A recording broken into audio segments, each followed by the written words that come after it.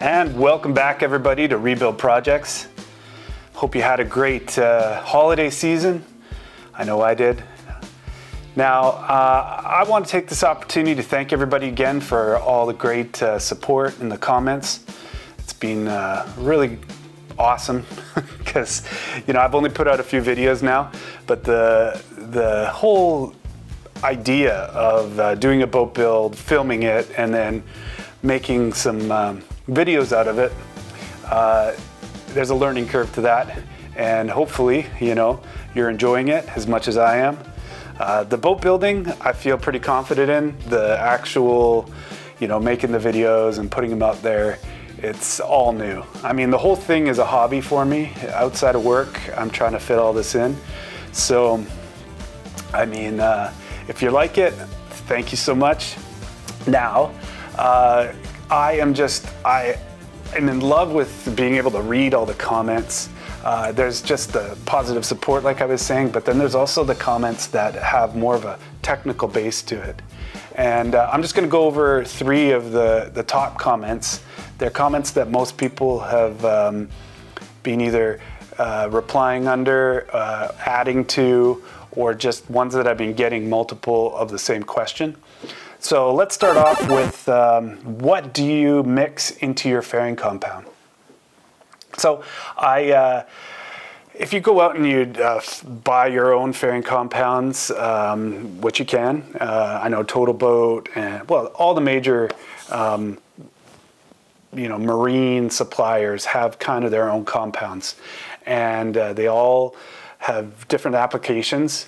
But you could also go into the auto body world and use, a polyester or epoxy-based fairing compounds, Bondos, for a lack of a better word. That's a little bit of a name brand over here in North America. But it gets expensive, and not one fairing compound does everything you need. Now, I like buying big bulk 5-gallon buckets of resin. I'm using polyester resin to begin with. So the general rule is a polyester-based resin sticks to polyesters and woods and stuff, but doesn't stick well to epoxies. But an epoxy will stick well to a polyester. So if that makes any sense. That being said, until I get to a point where it's almost the top fairing coats or over top of a primer, I'm sticking with the polyester-based everything. So that's polyester-based resins and laminating resins, polyester-based fairing compounds, and even I'm trying to find polyester-based gel coats and to be able to lock everything into. There's some other general rules. So everything below your water line, you should not try to add anything into your fairing compounds that could be porous or could have the opportunity to suck in moisture and create a barrier where water can get in to that resin and then eventually degrade it. So if I'm using a fairing compound that I mix up below the water line, I'm trying to keep it to a silica based, so fumed silica. Usually the brand I use is Cabasil, and I'm adding that to a resin. Now I've taken the resin, I've already measured and mixed the amount that I need. I've added the hardener to it, and I've mixed that up thoroughly, and then I start adding my fairing compounds. So I'll use the fumed silica, and I'll put it in there, and the silica, being glass, almost it's hygroscopic, which means essentially water can't get into the cell structure. So that will be my base of pretty much all my fairing compounds. But once that solidifies and cures, it is super hard to sand. So that's where, if you start adding some fun stuff like micro bubbles or micro balloons, that can add into and make it a little bit easier to sand. Now, the easiest to sand, and I got a lot of this from watching a lot of other YouTube videos, the easiest to sand I find is adding talc into my fairing compounds. Now, that's where water could start penetrating in. So below the water line,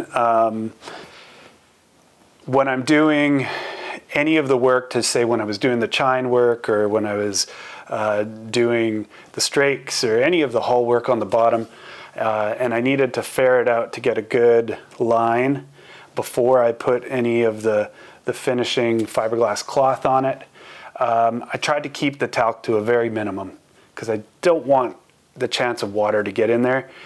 But I find that if I put it underneath cloth, the chances are it will not permeate through and be able to be absorbed. Plus the ratio that I'm using of the talc compared to the Cabosil or fume silica and the microbubbles is at a 1/10 ratio.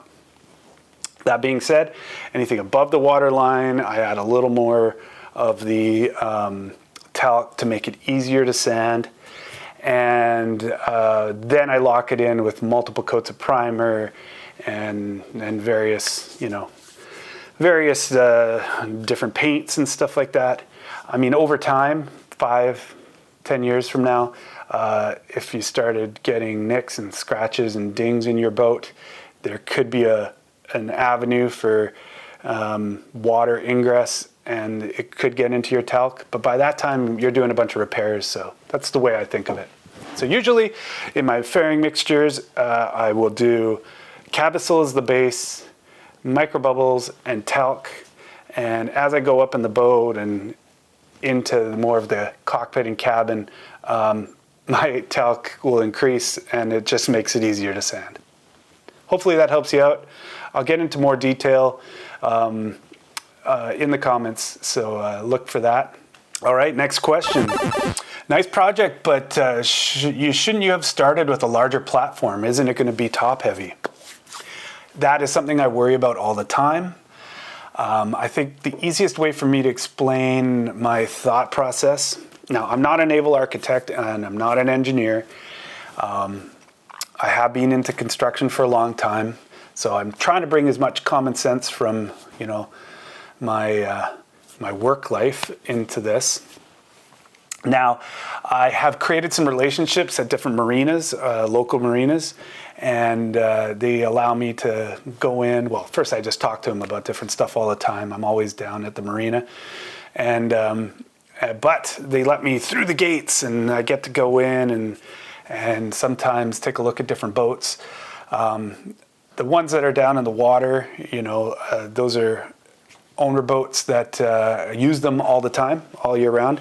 But a lot of people store their boats, and I like these storage facilities because I can go and with permission take some measurements. Now, my boat's a 15.5-foot boat, lake boat. It's got only 26-inch sides when I got it. But there's a lot of different proportions when you're thinking of these boats, and generally, I'm going to speak in generalities here, but the top heaviness or stability of the boat is greater when it's wider, so the beam of your boat.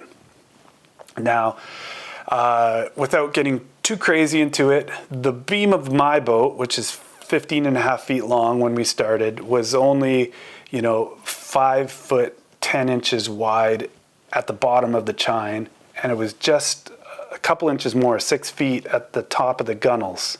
And that's where you measure your widest part of your boat, at the gunnels and at the chine, and it gives you an idea of your boat. And because boats are usually, splayed out a little bit. Now, why those two are important? No, I always feel the most important one is the beam of your boat at the widest part of your chines, because that helps with the buoyancy of the boat.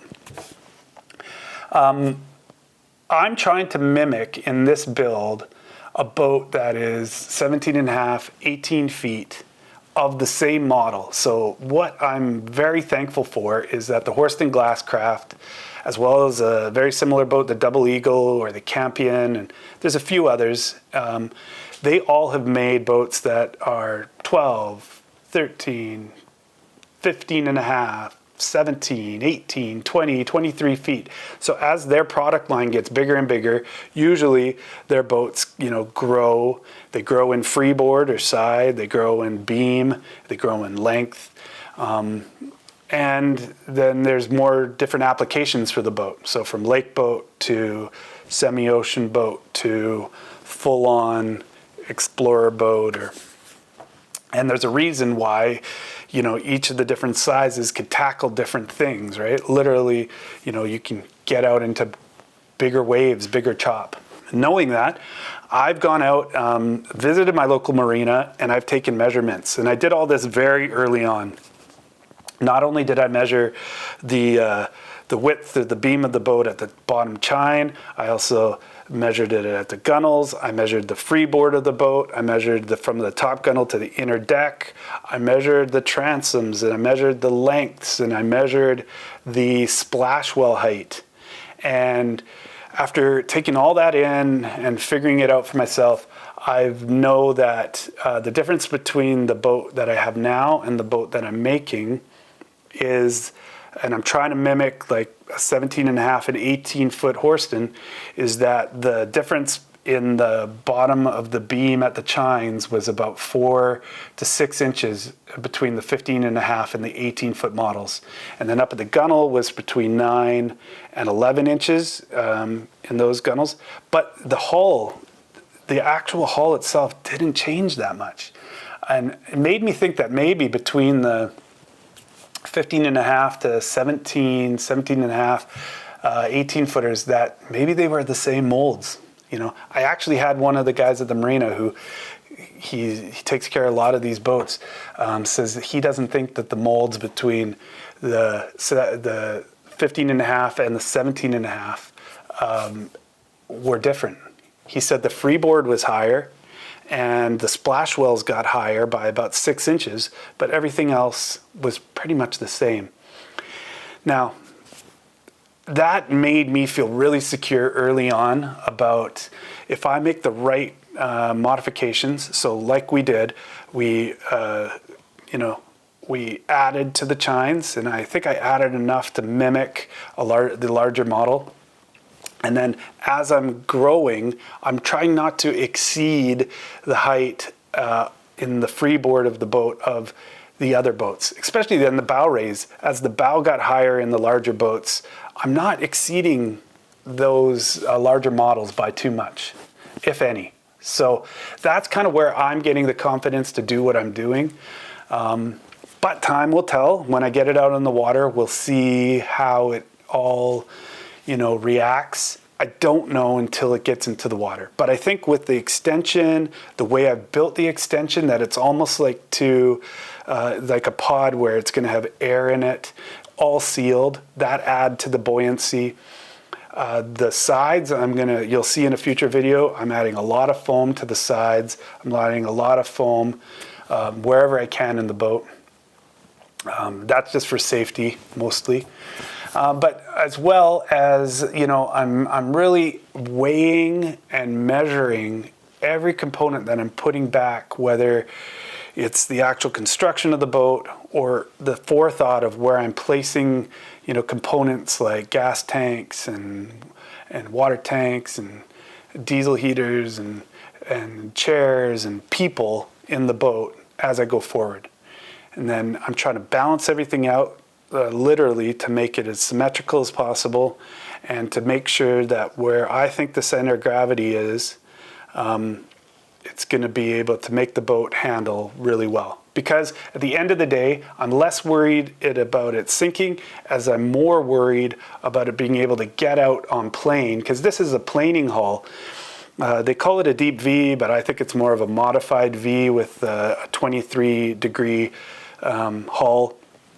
But it's how this, the little boat that I'm building gets onto plane.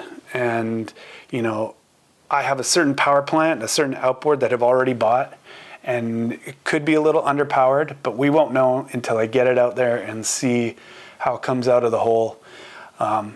So that hopefully answers a little bit of that question. Basically, by looking at the other models that Horst and Glasscraft has made, and by building everything to one of those model specs, I think I'll be able to, make it a really safe and performing boat. Now, another question. Let's see. Oh yeah, here's a question about composite decking. It says, curious to find out how well the polyester resin laminates to the decking boards.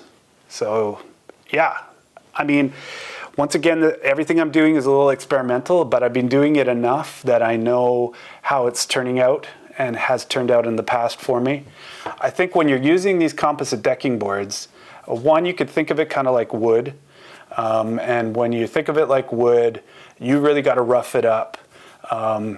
You don't want a slick, smooth surface for any of the bonding of the fiberglass cloth or the resin to do your laminations. So I use a 40 to 60 grit sandpaper, and I really, get some tooth to it.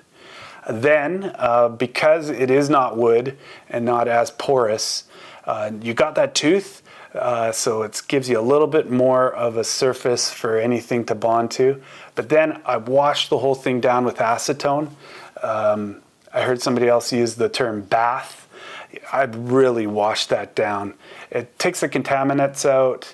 It takes any of the fibers from the sanding and washes it out. But it also kind of softens the work that you just did, the composite board, and it gives it the ability within a window of time to be able to really adhere to the next part, which is a laminating resin. So whether it's an epoxy or whether it's a polyester, I mix up a batch of laminating resin I like to use, and I use it like a primer. It's the same like you would use as a primer for wood for whatever you're doing, so that your top coats will really stick. The same premise. I prime out the decking boards that I'm going to use, the composite boards for whatever project after I've built it, and I prime it out with laminating resin. But I do it in such a way that I know there's a window of time between when I put the acetone on, when I put the laminating resin on, when it starts to cure to attack, then I know, okay, I've got a window of a certain amount of time where I have to get this layup done. Now, in general, I don't use, composite decking boards for too much structural. I have not done it with stringers. So that's something I've had a few questions about. And I'd like to know if any of you go out there and laminate them together. I feel confident if you put 2 or 3 of the decking boards together, it would create a strong structural piece of lumber. But I don't know how it would go with a stringer. And I think that would be really interesting to find out. And I'd share that if people were to give me their feedback on that. But in terms of different components, I cut it up and I put it together, and then I wrap it in, and it is tight, and as tight as any wood I've ever used. Well, this brings us to something I haven't really talked about yet, but it's always on my mind, which is the budget. So budgets are funny because, there's the budget that I thought I could get away with, and then there's the budget I told my wife, and then there's the reality of what it's actually going to cost to put a boat like this together. And especially in today's economy, it isn't going to be that cheap. I'll do everything in my power to keep the costs down, but there's already basically I already know where I'm sitting as of today in the boat build. So we're at the bow raise, and I'll show you up here and up here. as I'm talking. Basically where we're at right now. We got the trailer, the boat, and a 2-stroke. I got all that for $1,500. Now originally it was just going to be, like I said, a little renovation to a lake boat. So, you know, I thought I could come under with getting a new motor and sprucing everything up for like $5,000.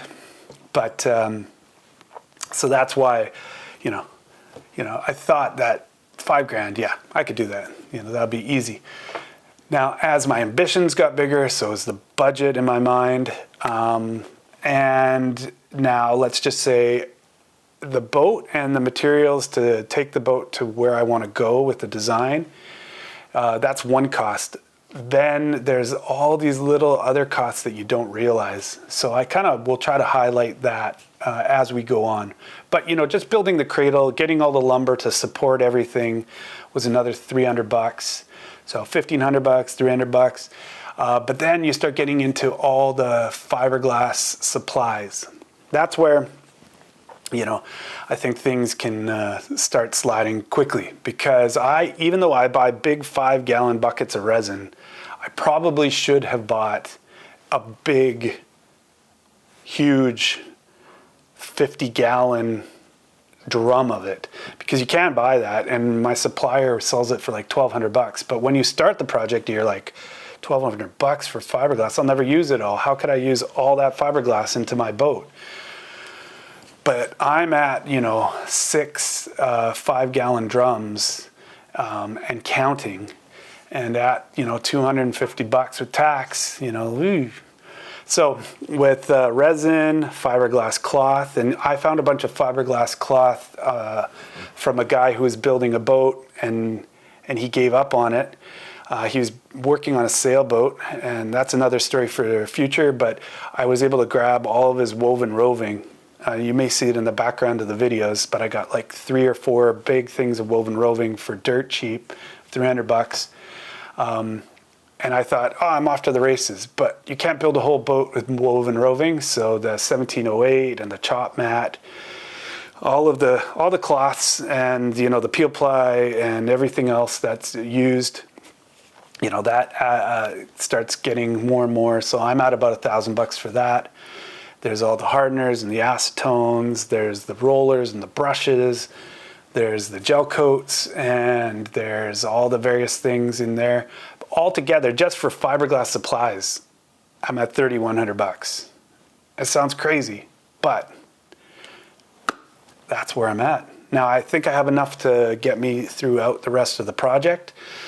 But as you see, it's a lot. Then I have the donor materials that I'm slowly introducing. So those fiberglass boxes, I didn't really talk about it, but there's a bunch of little panels that I got at the same time. And, you know, that was, you know, about $500 for everything I got in that little find. And then there's the tonneau covers, which you're seeing me use. I just used on the deck of the transom build, but I think those are a real asset, and you're going to see me use more and more of the donor fiberglass tonneau cover material as we go along. I equate it to being able to, you know, chop up your sailboat and then being able to use different components of it. Like the Duracell project, he's doing amazing stuff. You got to check out his show if you haven't already. But he uses a lot of the components of that he's taken apart and reuses them. And I think that's just so smart. So I got a little inspiration there. But altogether, you know, that's about $500 or $600 in donor material. So trailer, boat, lumber, fiberglass supplies, and donor materials, I'm already at about $6,100. So that's exceeded my first initial $5,000 by a bit. And then kind of let's talk about the deals of the week, which adds to the budget. So you've seen in the background, I've been pushing around on a cart. I've got a 2016 60 horsepower Mercury 4-stroke. I got that at a government auction. I don't know where you are, but sometimes we have government auctions where they liquidate whether it be government vehicles or, in this case, outboards. We have a ferry system here in the Pacific Northwest, and a lot of their, their boats, especially the boats that are on top of the ferries, their tenders, they have to replace the outboards every once in a while. So I was able to pick a pretty new outboard up for $3,500. And you may see in the back, I have a second outboard that I was able to get at one of my local marinas as a parts motor. Somebody's motor had blown, but it had all the good parts still left, and I got that for $500. So altogether, that's another $4,000. So right now I'm sitting at 10 grand. Shh, don't tell him. Sitting at 10 grand on the budget with a lot to go, a lot of materials and yeah. So like I said, there's the rigging. Luckily, with the outboard came the controls. So that's pretty cool. And all the wiring. But there's all the rigging, the electrical, there's the steering and hydraulics, there's, it goes on and on and on. So if I come out of this build under 20 grand, under 20 grand, it's hard to say, but it'll be lucky. Now, that being said, can I find the boat that I'm about to build for cheaper than 20 or 25 grand? I don't think so. I've done a lot of research. I'm sure you can find the great deals one-off, or the people are desperate to sell the boat, or the boat that is, a little bit of a basket case. But, I don't think I can find the boat that I'm going to build for less than 20, 25 grand. The problem is you could pick up a boat for 20 or 25 grand and use it hopefully the next day. This one, I've still got a lot of time ahead of me before I get to use it. But it's going to be my boat. It's going to be exactly the way I want it. And like my grandpa said, it's going to be a one-off special custom boat that you'll be proud of for years and years to come. So that's that. That's this little segment, my companion video. Hopefully you've found some of my answers to the questions helpful. Maybe the budget has been helpful for you. And, stay tuned. There's a new episode coming up, episode 7, where I'm going to do the bow raise. Like I said, it's just taking me a little more time to get it all done and get it done right. And then, you'll see another one of these companion videos sooner than later. So thank you again. Take care, and I'll see you soon at Rebuild Projects. See you next time.